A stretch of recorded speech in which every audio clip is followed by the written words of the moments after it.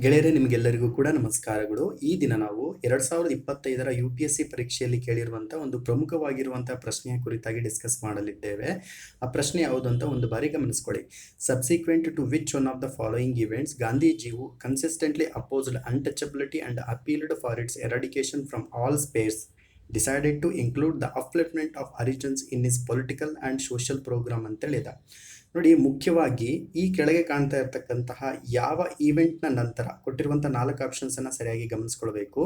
ಈ 4 ಆಪ್ಷನ್ಸ್ನ ನಾವು ಗಮನಿಸ್ಕೊಂಡಂತಹ ಸಂದರ್ಭದಲ್ಲಿ ಯಾವ ಈವೆಂಟ್ ಆದ ನಂತರದಲ್ಲಿ ಹರಿಜನ್ ಅಂತಕ್ಕಂತಹ ಒಂದು ವ್ಯವಸ್ಥೆಯನ್ನು ಇಟ್ಕೊಂಡು ಅದನ್ನು ಅಸ್ಪೃಶ್ಯರು ಅಂತಲೂ ಕೂಡ ಹೇಳಲಾಗ್ತಾ ಹೋಗುತ್ತೆ. ಗಾಂಧೀಜಿಯವರು ಅದನ್ನು ಹರಿಜನ್ ಅಂತೇಳಿ ಕರೀತಾರೆ.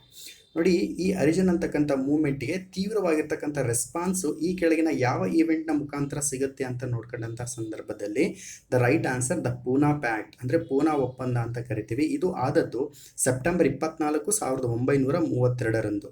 ಸೊ ಸೆಪ್ಟೆಂಬರ್ 30, 1932ರಂದು ಮಹಾತ್ಮ ಗಾಂಧೀಜಿಯವರು ಪುಣೆಯ ಏರವಾಡ ಜೈಲಿನಲ್ಲಿ ಆಲ್ ಇಂಡಿಯಾ ಅಸ್ಪೃಶ್ಯತಾ ಲೀಗನ್ನು, ಆಲ್ ಇಂಡಿಯಾ ಹರಿಜನ್ ಲೀಗನ್ನು ಆರಂಭ ಮಾಡ್ತಾರೆ.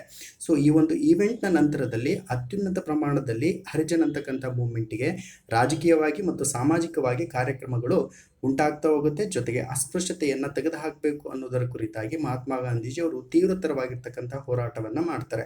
ಕಾಮೆಂಟ್ ಸೆಕ್ಷನಲ್ಲಿ ಭಾರತ ಸಂವಿಧಾನದ ಈ ಕೆಳಗಿನ ಯಾವ ಆರ್ಟಿಕಲ್ನ ಅಡಿಯಲ್ಲಿ, ವಿಧಿಯ ಅಡಿಯಲ್ಲಿ ಅಸ್ಪೃಶ್ಯತೆಯನ್ನು ತೆಗೆದುಹಾಕಬೇಕು ಎನ್ನುವುದರ ಕುರಿತಾಗಿ ಮಾಹಿತಿಯನ್ನು ನೀಡಲಾಗಿದೆ ಅಥವಾ ಅವಕಾಶವನ್ನು ನೀಡಲಾಗಿದೆ ಎನ್ನುವುದನ್ನು ಕಾಮೆಂಟ್ ಸೆಕ್ಷನ್ ಮುಖಾಂತರವಾಗಿ ತಿಳಿಸಿ. ಧನ್ಯವಾದಗಳು.